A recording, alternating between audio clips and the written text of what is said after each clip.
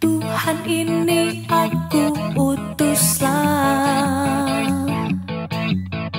jadikanku alat bagimu, melakukan apapun perintahmu. Salam sahabat Kabar Baik Indonesia, dimanapun saudara berada. Berjumpa kembali dengan saya, Pendeta Bucha Daud Pati, di mana pada saat ini saya ingin menyampaikan berita kabar baik, kiranya yang dapat menguatkan setiap saudara dimanapun berada.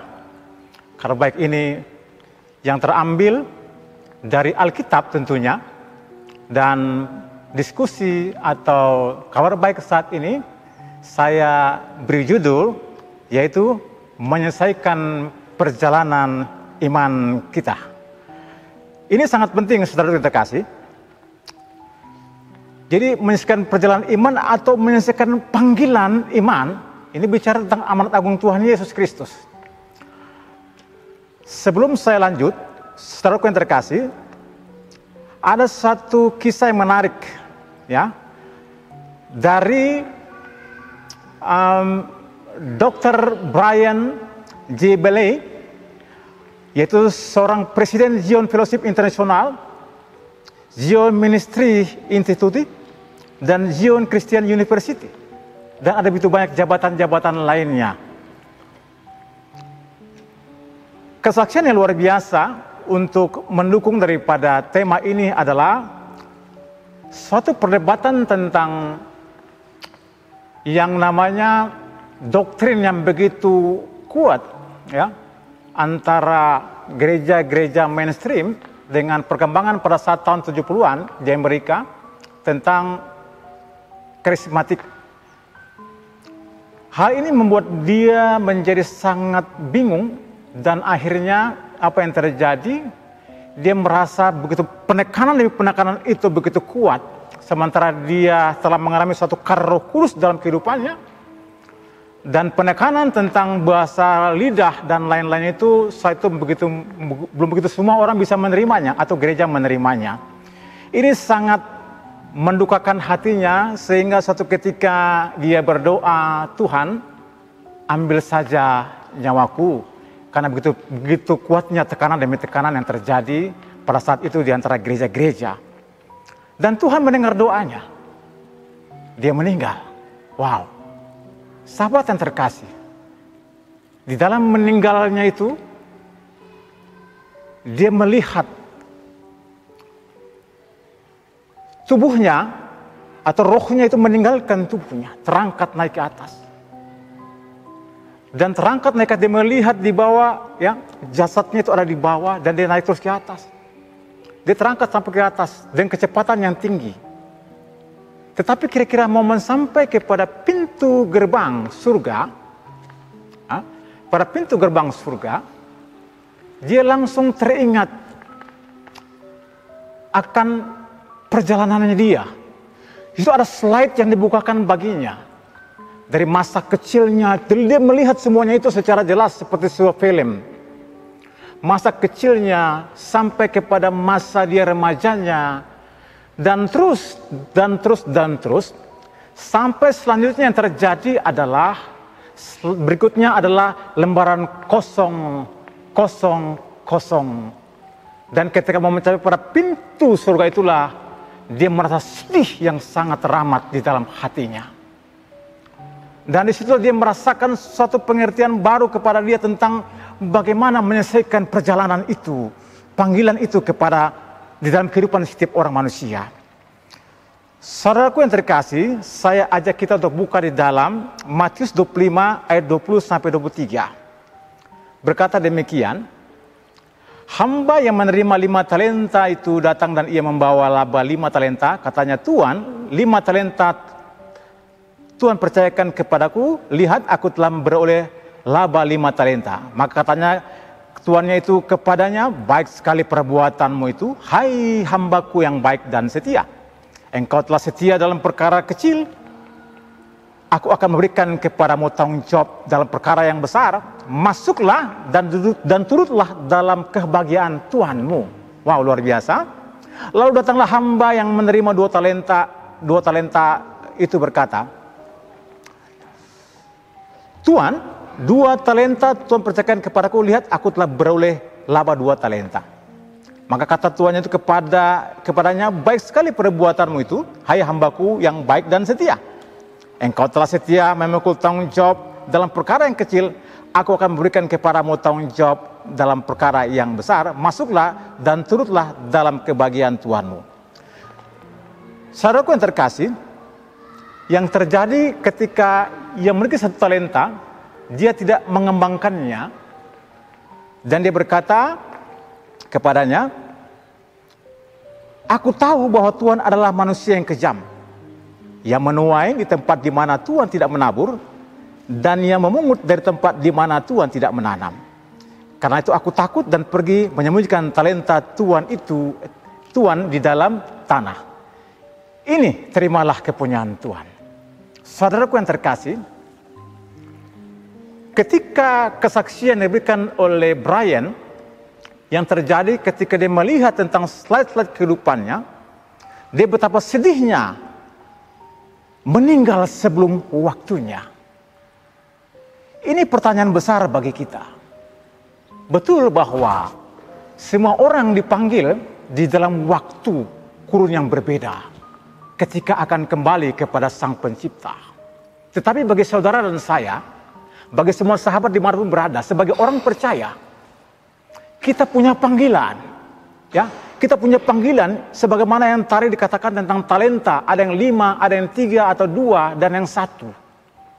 Bukan seberapa banyak berhasilnya engkau di dunia yang menentukan, tetapi kesetiaan dan ketaatan. Ini berbicara tentang motivasi kita dalam pelayanan. Ini berbicara tentang bagaimana kemurnian kita di dalam menjalankan panggilan Tuhan dalam kehidupan kita. Baik, memang luar biasa jika kita dipercayakan domba-domba yang mungkin ada yang 1.000, ada yang 5.000, dan ada yang begitu banyak lagi. Tetapi jangan kecil hati, sekalipun Tuhan percayakan kepada kita 2, 3, jika kita taat dan setia, maka Tuhan yang berkata, baik sekali perbuatanmu, masuklah bersama-sama dengan aku.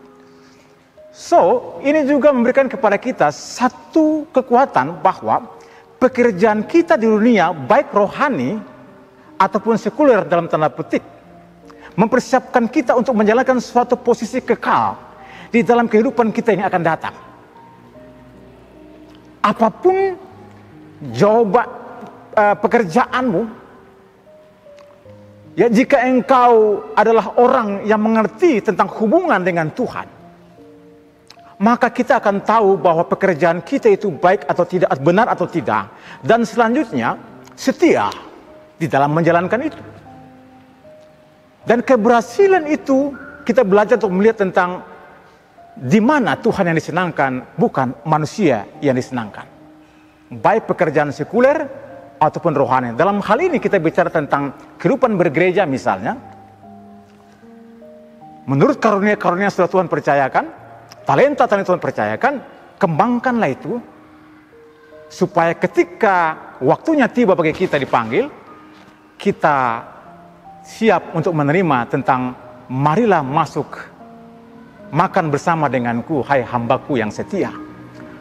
Ketika penglihatan itu diberikan kepada Brian J. Bailey, yang terjadi dia begitu sedih hatinya karena lembaran berikutnya yang dilihat di dalam slide itu ketika dia diangkat oleh Tuhan, kosong dan kosong dan kosong. Sebagai orang beriman, hati kita begitu sedih jika kita dipanggil oleh Tuhan, kita belum menyelesaikan sesi-sesi yang ada atau yang sedang ada dalam kehidupan kita, atau pekerjaan yang Tuhan percayakan bagi kita, kita abaikan. Dan itu membuat kita menjadi sedih.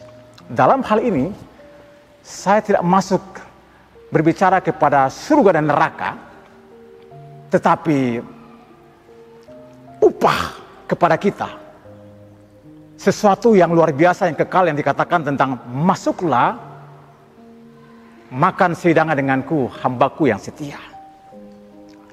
Maka yang menjadi catatan saya selanjutnya, hambatan untuk menyelesaikan panggilan iman itu adalah problem. Dalam hal ini kita bicara tentang problem rohani yang harus segera kita selesaikan. Seseorang bisa ada dalam gereja, tetapi yang terjadi, dia kesepian. Dia pergi ke gereja, pulang ke gereja, dari gereja tidak mendapatkan apa-apa. Karena kenapa? Problem masa lalunya belum diselesaikan. Ada orang yang menikah, belum selesai juga tentang masa lalunya. Mari kita selesaikan masa-masa lalu yang di belakang kita dengan baik dan benar, supaya keputusan kita untuk mengikut Tuhan, kita siap menghadapi tantangan yang berikutnya. Karena kita telah mengalami satu hubungan perjumpaan dengan Tuhan. Maka dahsyatnya memahami 3 bagian penting dalam panggilan iman Kristen. Nah, kenapa? Maka yang pertama saya mau katakan sini bahwa kita harus mengenal Allah. Paulus bertemu dengan Yesus dalam perjalanan ke Damsyik. Ya, kita bisa baca dalam Kisah 9 ayat 5 sampai 6. Dan di mana dia menjadi seorang yang sangat dekat dengannya, dengan Tuhan, giat melayani Tuhan. Ketika dia rebah jatuh, maka di dalam ayat 20, ayat 10 kalau tidak salah, 22 ayat 10 berkata tentang, dia bertanya, apa yang kau mau dariku Tuhan? Ketika dia rebah di situ, pertama dia tanya tentang, siapakah engkau? Aku Yesus yang kau aniaya. Maka di dalam pasal 22 Kisah Para Rasul, itu ada ayat kalau tidak salah dalam ayat 22 yang berkata tentang 10 yang berkata tentang, saudaraku yang terkasih, Paulus bilang apa? Apa yang engkau mau? Mengenal Allah, dasar pondasi supaya kita kuat menghadapi setiap tantangan di dalam perjalanan iman kita, di dalam perjalanan panggilan amanat agung yang Tuhan percayakan bagi setiap kita. Maka pertanyaan yang sangat penting dalam hidup Kristen adalah, apakah saudara dan saya mengenal Allah dengan baik? Di dalam Yohanes 17 ayat 3, saudara bisa lihat di sana, di mana dikatakan tentang bahwa mengenal Allah dengan baik itu sangat penting sekali. Saudara yang terkasih, saya ajak saudara untuk baca, ya. Ini sangat penting sekali. Inilah hidup yang kekal itu bahwa mereka mengenal engkau satu-satunya Allah yang benar, dan mengenal Yesus Kristus yang telah engkau utus. Mengenal Allah dengan baik dan benar itu sangat penting bagi kita. Itu menentukan seberapa jauh engkau akan melangkah nanti. Karena ketika engkau melangkah, engkau tidak akan mengalami sesuatu yang penuh dengan damai terus. Tetapi di dalam damai itu, engkau akan mengalami yang namanya gesekan demi gesekan. Engkau akan mengalami begitu banyak perjalanan liku dan mendaki, supaya engkau mengenal arti cinta Tuhan dan damai sejahtera itu bukan karena saat engkau sedang nyaman, tapi engkau full dengan pengetahuan pemahaman akan Tuhan, bahwa begitu dahsyatnya Tuhan karena dia hadir ketika engkau ada di dalam goncangan demi goncangan, tetapi engkau tetap setia kepada dia karena engkau mengenal dia dengan baik. Demikian juga ketika engkau sedang memiliki suatu keadaan yang begitu enak atau semuanya baik-baik saja, anakmu terpelihara dengan baik, studi dengan baik, istrimu semuanya dapat membeli pakaian dengan baik. Tapi ingat, ada saat hujan, ada saat juga matahari, ada saat siang, ada saat malam, semuanya silih berganti datang pada musim dan waktunya itu. Maka adakah kita tetap memandang Tuhan itu sebagai Tuhan yang hadir di dalam segala situasi dalam kehidupan kita? Saudara yang terkasih, maka kita mengenal Allah itu, saya ambil contoh begini. Saudara mengenal Presiden Joko Widodo, saudara kenal. Tetapi apakah saudara kenal dia sedekat dengan para menterinya mengenalnya? Tentu para menterinya lebih mengenal dia. Apakah para menterinya mengenal dia lebih dekat daripada istrinya dan anaknya mengenal dia? Tentu lebih dekat istri anaknya dia. Maka mengenal Allah pun ada tahap-tahap di situ. Ada tahap-tahap kita mengenal Allah. Nah, engkau dan saya ada di tahap yang mana untuk mengenal Tuhan dengan baik itu? bahwa dia adalah Allah yang baik, dia adalah Allah yang maha hadir, dia Allah yang siap menjamah engkau karena matanya melihat engkau, telinganya mendengar tentang keluh kesahmu, bahkan seruan detak napasmu, dia melihat semuanya itu. Untuk itu saudaraku yang terkasih, sahabat-sahabat Kabar Baik di mana engkau berada, perlu kita mengenal bukan sebatas hubungan anak dengan Bapa, tetapi naik lagi pada hubungan hamba yang dipercayakan, naik lagi pada hubungan sahabat, naik lagi pada hubungan mempelai. Ada tahap-tahap itu yang perlu kita membangun suatu hubungan yang indah dengan Tuhan. Adakah hubungan kita dengan Allah masih aman hari ini? Atau sedang terikat dengan masa lalu? Pada kualifikasi di atas, bagaimana caranya kita mempersiapkan diri untuk dapat menjadi pribadi yang menarik menurut dia? Maka bagian kedua, bagian pertama tadi bahwa saya mengenal Allah. Bagian keduanya, saya diciptakan untuk Allah. Karena saya telah mengenal dia. Dan saya mulai percaya betul, semua yang saya alami, yang saya hadapi, karena saya diciptakan untuk Allah. Roma 11:36, segala sesuatu dari dia, dan semuanya akan kembali untuk dia. Kira-kira demikian bunyi ayatnya. Maka hal penting harus kita pahami sebagai orang Kristen bahwa kita diciptakan untuk Allah supaya kita mengerti tentang identitas kita. Dan kita bisa dapat menghadapi krisis identitas. Nah, banyak sekali orang tidak tahan menghadapi tantangan-tantangan, bahkan melupakan Tuhan, bahkan menjadi penghujat-penghujat Tuhan, jalan Tuhan, karena mereka mengalami krisis identitas itu. Karena tidak melihat atau memahami atau mendengar secara baik, mempelajari secara baik tentang Allah. Maka kita perlu untuk perenungan diri. Apakah saya mengenal Allah dan sekarang saya yakinkah bahwa saya diciptakan untuk Allah? Maka perlu bagi kita untuk terus melangkah tentang memahami bagaimana kita menemukan kepuasan itu ketika kita ada dalam satu krisis yang seringkali menghadang langkah kita. Ya, karena kenapa? Karena tadi saya katakan, ya, masa lalu yang belum selesai atau ada krisis yang belum selesai, ini bisa menjegal perjalanan kita. Nah, salah satu diantaranya adalah kita harus menemukan alasan kenapa kita ciptakan. Saudara terkasih, saya catat di sini bahwa kita ciptakan oleh Dia dan untuk Dia, yaitu untuk menyenangkan Dia. Jadi kepuasan kita adalah hasil langsung dari saat kita menyenangkan Sang Pencipta. Kita harus menyenangkan Allah karena kita bukan milik kita lagi, tapi milik Dia. 1 Korintus 6 ayat 19-20. Luar biasa, saudara terkasih. Maka apakah saya menarik bagi Allah? Apakah saya menarik bagi Allah? Kita perlu untuk perenungan itu. Mengapa ada saja keluhan jemaat yang pergi ke gereja namun pulangnya dengan tidak mendapatkan apa-apa? Apakah saya dan saudara datang ke gereja untuk mendapatkan kesenangan bagi diri sendiri? Atau untuk mempersembahkan korban syukur kepada Allah? Ini pertanyaan perenungan kita. Apakah saya melayani untuk menyenangkan diri saya sendiri? Mencari popularitas diri saya sendiri? Ataukah saya tujuan saya untuk menyenangkan Allah? Pertanyaan ini kepada kita. Yang membuat seorang istri menarik bagi suaminya, sebaliknya adalah hidupnya adalah korban syukurnya. Saya tutup, maka hambatan untuk menyelesaikan perjalanan iman kita adalah problem rohani yang perlu kita ingat baik-baik. Segera kita berdamai, segera kita selesaikan masa lalu kita, dan kita datang untuk Tuhan. Berikan hidupmu seutuhnya untuk Tuhan. Terpujilah Kristus. Kiranya Kabar Baik hari ini boleh menjadi kekuatan bagi setiap saudara di maupun saudara. Tuhan Yesus memberkati setiap saudara dan saya. Haleluya. Amin.